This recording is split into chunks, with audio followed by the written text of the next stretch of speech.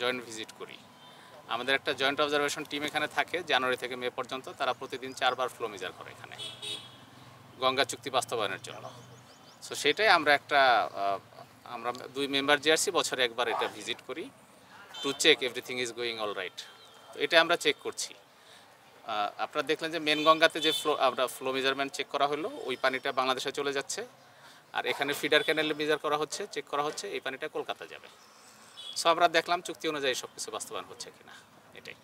Survey কোনো committee গঠন হলো কি নতুন করে? না, এটা আমাদের পুরানো একটা কমিটি আছে, একদম 96-এ করা হয়েছে, যে 3 সদস্যের বাংলাদেশের কমিটি, 3 সদস্য ইন্ডিয়ান কমিটি। সেই কমিটির পক্ষ থেকে এটা চেক করা হয়। আচ্ছা, কতজন প্রতিনিধি দলে এসেছেন? আমরা এসেছি 7 জন। আমরা প্রথমে জেনেছিলাম 11 জন। 11 জনে তো টেকনিক্যাল একটা কমিটি বোধহয় আছে। 11 জন আসবে, বাকি সদস্যরা আসে না। সেটা একটা টেকনিক্যাল লেভেল মিটিং হবে 7 তারিখে। আচ্ছা, কলকাতায় যেটা 7 তারিখে হবে তো? 7 6-7 না শুধু 7?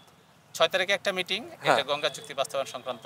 আর 7 তারিখে আরেকটা টেকনিক্যাল কমিটি। যৌথ সাংবাদিক সম্মেলনের কোনো বিষয় কি আছে? যৌথ সাংবাদিক সম্মেলন আমরা করব। অলরেডি যেটা বলছিলেন যে ওই যে গঙ্গার পানি চুক্তি তো আগামী বছর ডিসেম্বর মাসে শেষ হবে, নবায়নের প্রয়োজনে 2 দেশের তৎপরতা শুরু হয়েছে।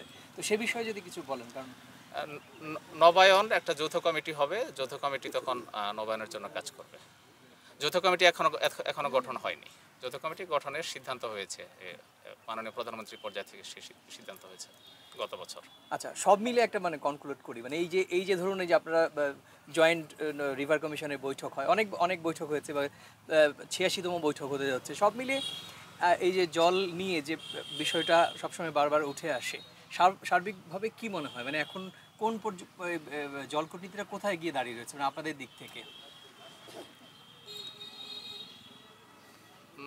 এটা 86তম মিটিং, এটা শুধু গঙ্গা চুক্তি বাস্তবায়ন সংক্রান্ত, যেটা এটা জয়েন্ট কমিটি, এটা এটা জয়েন্ট রিভার্স কমিশনের মিটিং না। জয়েন্ট রিভার্স কমিশনের মিটিং যেটা মন্ত্রী পর্যায়ে মিটিং হয়, সেটা 38তম মিটিং হয়েছে 2 বছর আগে।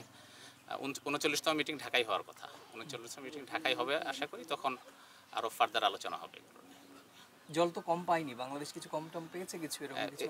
না, ফারাক্কাতে যে পরিমাণ জল পাওয়া যায় সেটা চুক্তি অনুযায়ী ভাগাভাগি হয়, সেখানে কোনো ব্যত্যয় হয় না। এবার কিছু কম? এবার overall this is a dry year, comparatively average ইয়ারের থেকে একটু ফ্লো কম। গত বছর বৃষ্টি কম হয়েছিল, এই কারণে ফ্লো কম হলো, 2 পক্ষ একটু কম, বাংলাদেশ ইন্ডিয়া কম পানি পাবে, সেটাই স্বাভাবিক। 50,000 কিউসেকের কম হচ্ছে? না, গতকাল ছিল 67,000 কিউসেক ছিল।